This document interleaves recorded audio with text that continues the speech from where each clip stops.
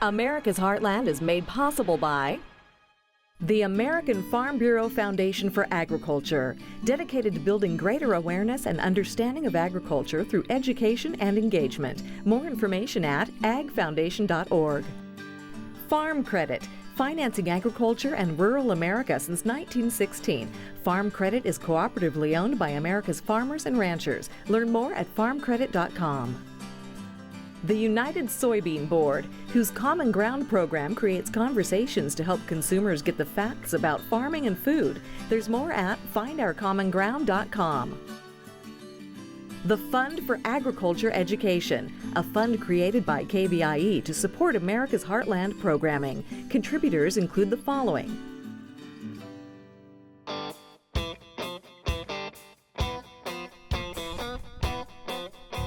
Saddle Up.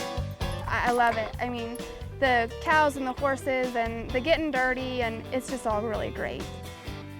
It's time to get sassy. I think that we are definitely staking claim on the fashion world from being a cowgirl. I love it. With women who love the lifestyle down on the range. It's a lifestyle, it's a commitment, it's a way of life. Hi, I'm Sarah Gardner. We're headed for western New Mexico to meet a woman whose life included architecture, entertainment, and an interest in horses. Then she decided she just might have room for ranching. I'm a city girl by day, and after the 9 to 5, I get to come and be a cowgirl. I'm Kristen Samos. Saddle up and meet some classy cowgirls on this special edition of America's Heartland.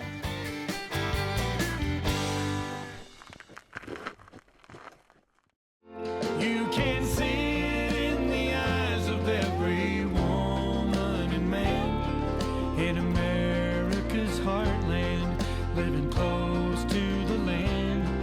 There's a love for the country and a pride in the brand.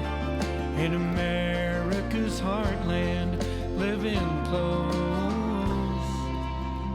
close to the land.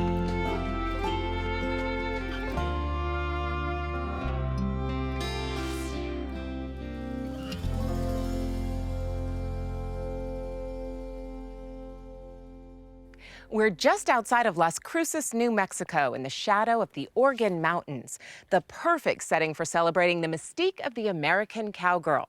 Just as cowboys have rounded up cattle in this picturesque passage for decades, many women have been right alongside them. And for some women, taking on that cowgirl style is possible, even without saddling up.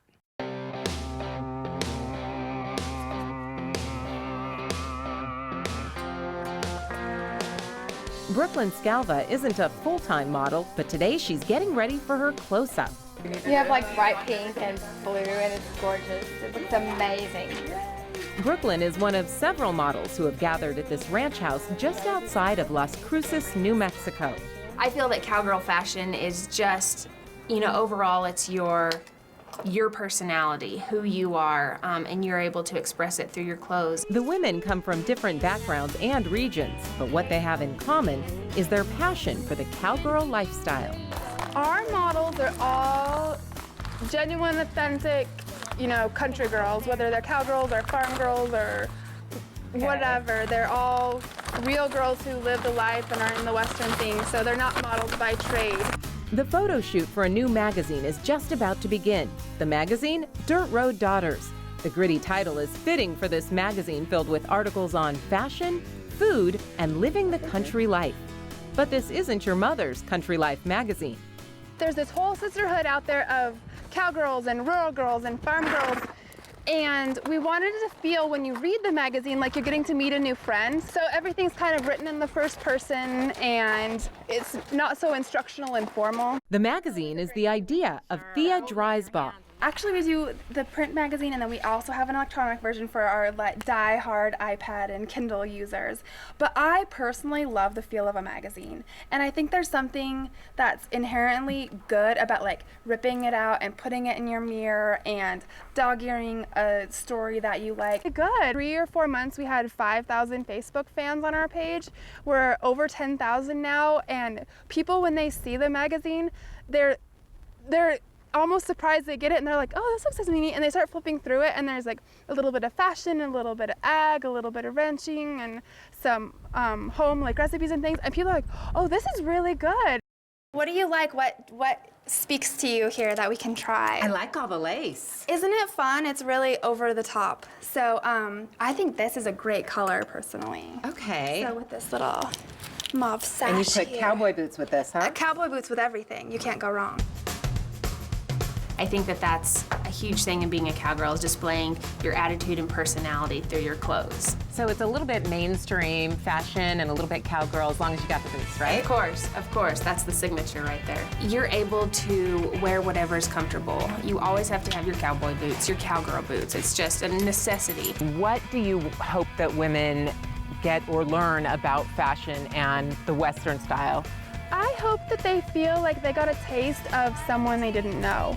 So everything in fashion is subjective, and you know who's seeing it and what you like. And so we try to do a little bit of everyone's preference. Like when we set up we did some riding looks this issue. Yeah, try that. There we go. I like that.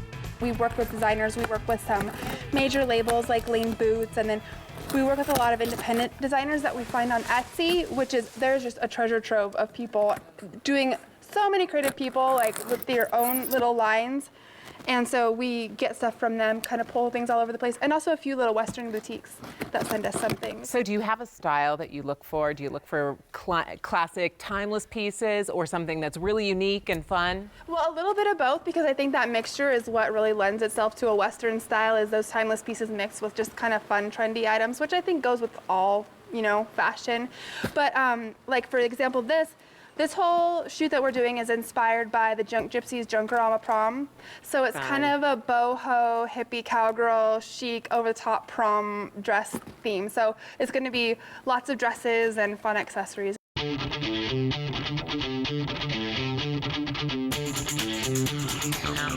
Dressing up definitely is fun, but why celebrate the cowgirl lifestyle? So what is it that women like so much about the cowgirl mystique?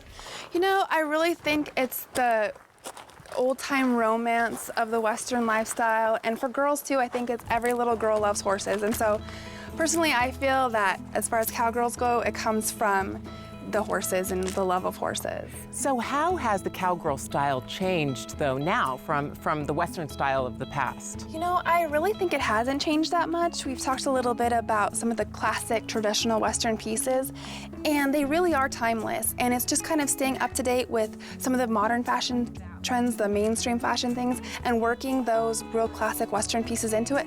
And also you see some of the new fashion pieces, they're like those timeless pieces, and they add a little extra punch of color or a little bit more accessories. So it kind of just goes with however the mainstream fashion is going, and then with that Western flair.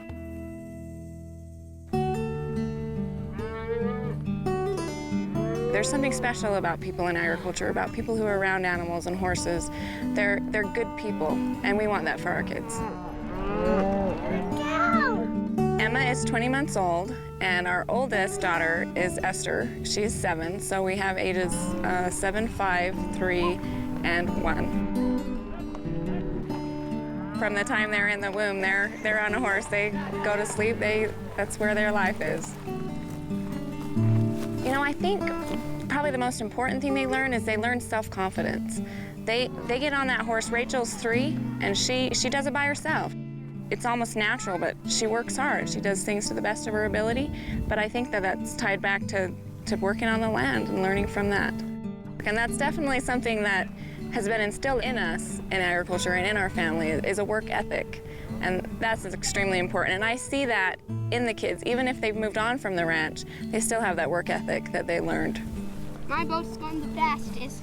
They may not go into agriculture. They may be a doctor or a lawyer, or even more importantly, they may be a mother. But they will take the things that they learn here and they'll go on.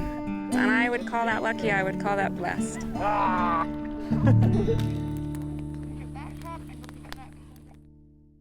Recent figures show more and more women are running farms and ranches all across the Heartland. Amanda Mayfield has held a number of different jobs, but now she has decided her future is focused on raising cattle in New Mexico.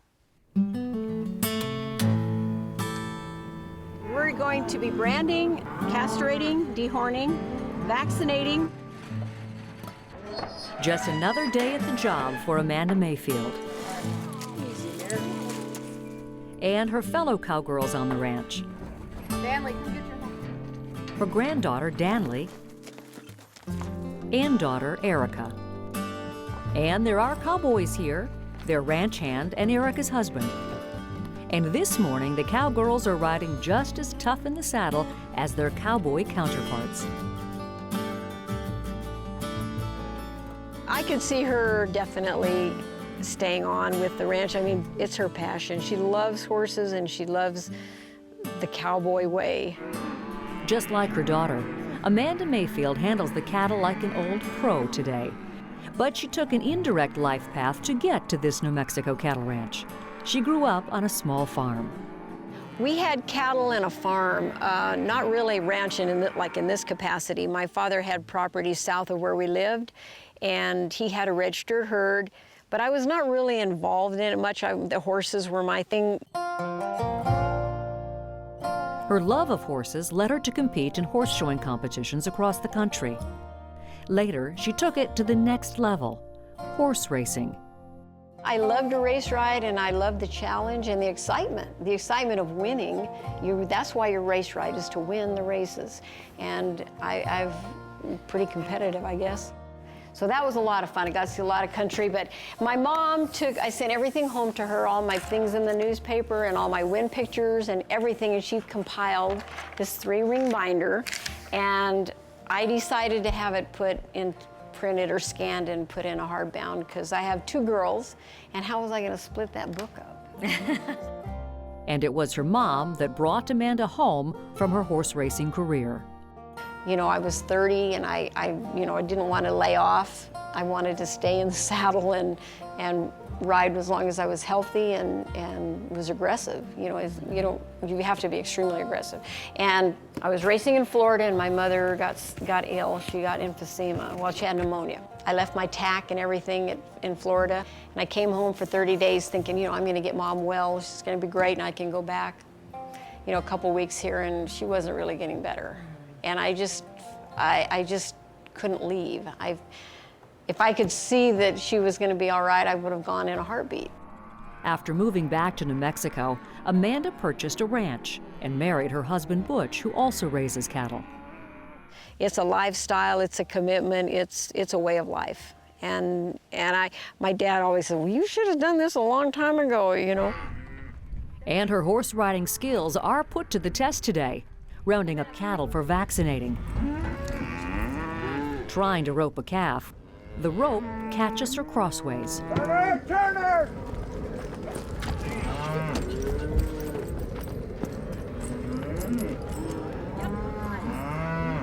But dusting herself off and getting back up after taking a tumble is something Amanda is familiar with.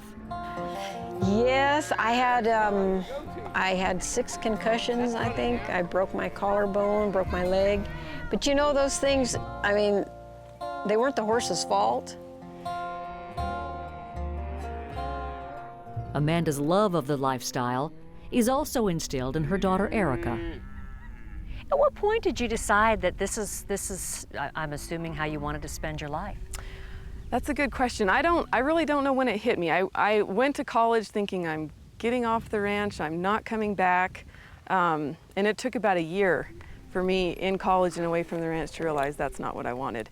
But I didn't have the option. My mom said, you're either going to school or you're not coming home. So I finished my degree. I got a degree in ag business from New Mexico State. And I went to work for the Department of Ag as a marketing specialist for a couple years, and I enjoyed it. I learned a lot. I got to meet a lot of amazing people, but I'm just not an 8-to-5 kind of person. It just was not me. So I talked to my mom, and she said that, they needed the help and that if I wanted to come home, I could. So it's no surprise, considering that after going away to school, becoming an architect, joining a band, and becoming a jockey, Amanda's father knew where her heart was all along. You could tell how much I loved it and how dedicated I was. Not to say that I wasted the time for my degree, but that, you could tell my heart was really in it. So, See? He knows.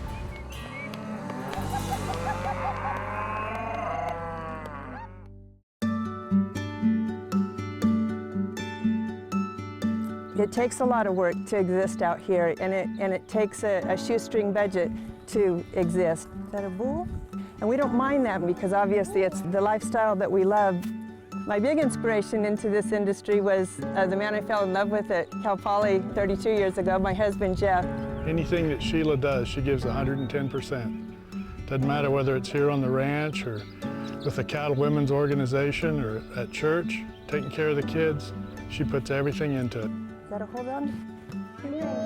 Not many people get to work with their mom, especially out working cattle on horseback and stuff. So, and she's a good hand. She helps my dad out a lot, especially when his kids aren't here. She's out there every day doing things any other cowboy could do. Yeah, I'm very proud of my mom and all she's done and accomplished. We feel that we are contributing to the food that feeds this nation and this world, and to the extent that our little piece is helping, we're very proud of that. You know, looking at the seasons, every season is different. It brings the change to the year. Watching the cattle and the calving season and the new life that comes, I appreciate that so much, getting to see that cycle, and the fact that we can be a part of that is humbling, and it's definitely a blessing. Now that I know all about cowgirl fashion, it's time to learn the lingo.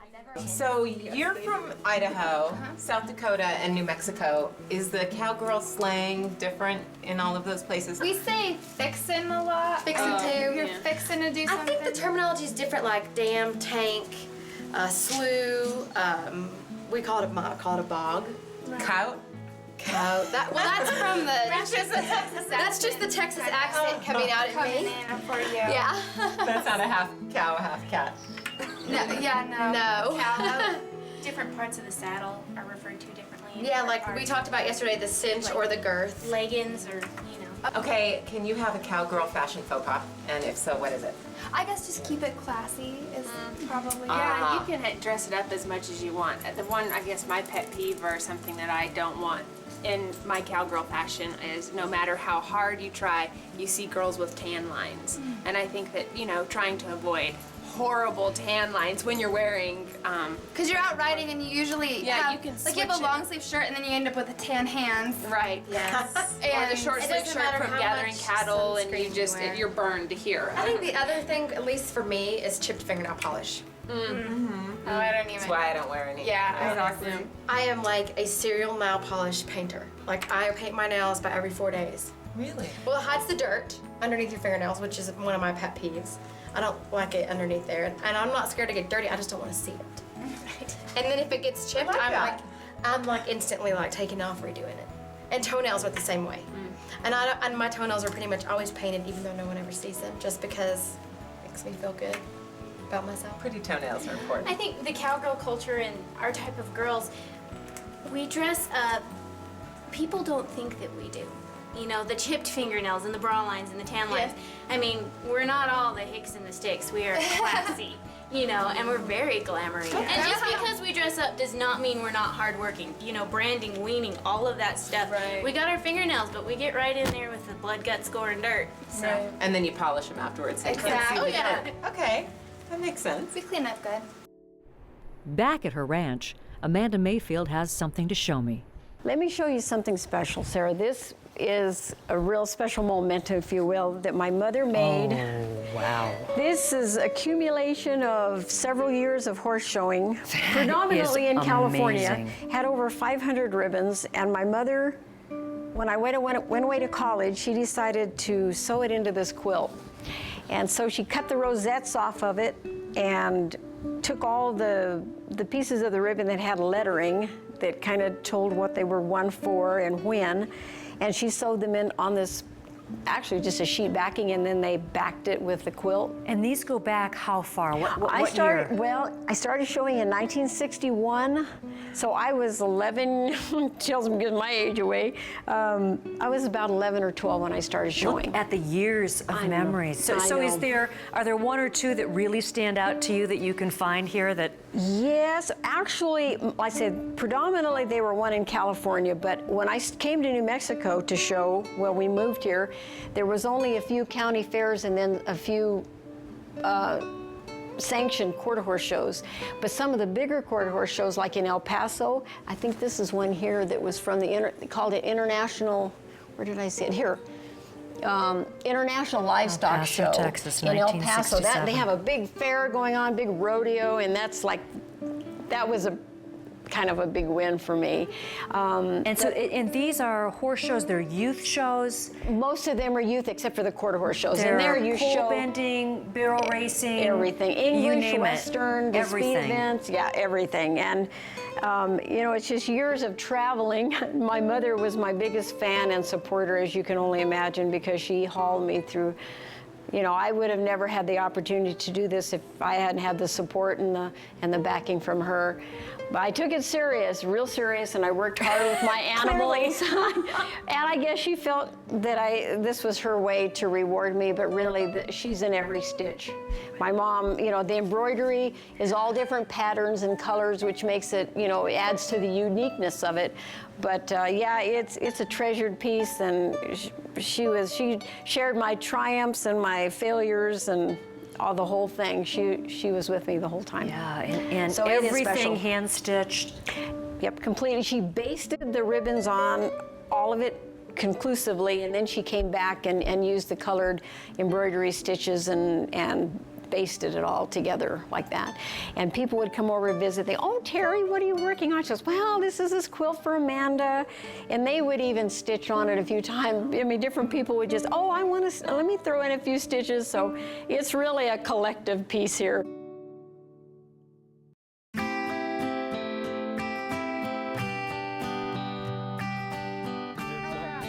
We feel like the earth and everything to it, the animals, the grasses, the trees, everything that we get to enjoy every single day, we just feel like we're just here for that minuscule moment to take care of it and to treat it right, to leave it in better condition than what we got it. And that's just the way we feel about it. I feel like I'm the most blessed person on this earth sometimes, just with what I have, what I get to see up every morning when I get up and look out the front door, just to see the green grass and the cattle out there grazing, and you know, my family, I can call on my family for anything and they'll be there in a heartbeat. It's wonderful. I think that's the best part of life, to be able to live that close to your family and see them every day, have them involved in your business every day. Just, you know, when you go to work, you're going to see as many of them as you can. It's a very secure feeling. It's a secure feeling in knowing that this land will be preserved and will always be ranch land. It will never be developed for not only the rest of our generation, but our children's generation, our grandchildren. It's perpetual, it's forever.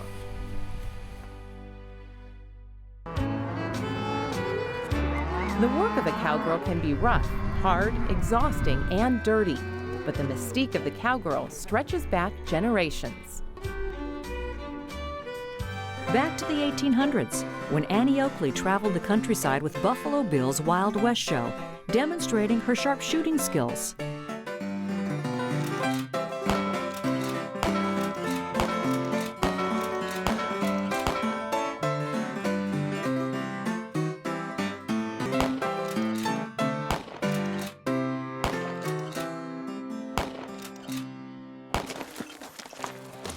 To present day, when a young girl is drawn to the life just like her mother and grandmother.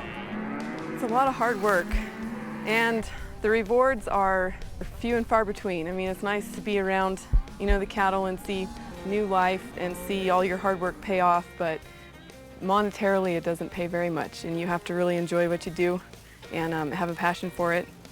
There's a lot of hot days, a lot of cold days, but it's all I want to do.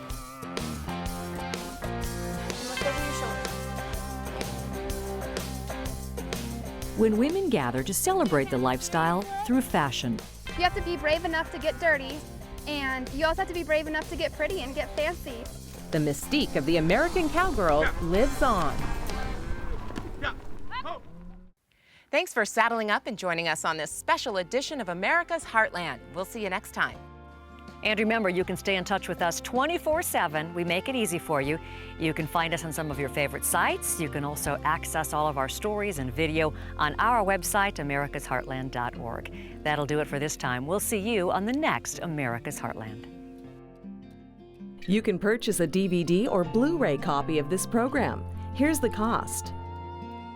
To order, just visit us online or call 888-814-3923. You can see it in the eyes of every woman and man in America's heartland, living close to the land. There's a love for the country and a pride in the brand. I think the other thing, at least for me, is Heartland, living close to the land. America's Heartland is made possible by the American Farm Bureau Foundation for Agriculture, dedicated to building greater awareness and understanding of agriculture through education and engagement. More information at agfoundation.org. Farm Credit, financing agriculture and rural America since 1916. Farm Credit is cooperatively owned by America's farmers and ranchers. Learn more at farmcredit.com. The United Soybean Board, whose Common Ground program creates conversations to help consumers get the facts about farming and food.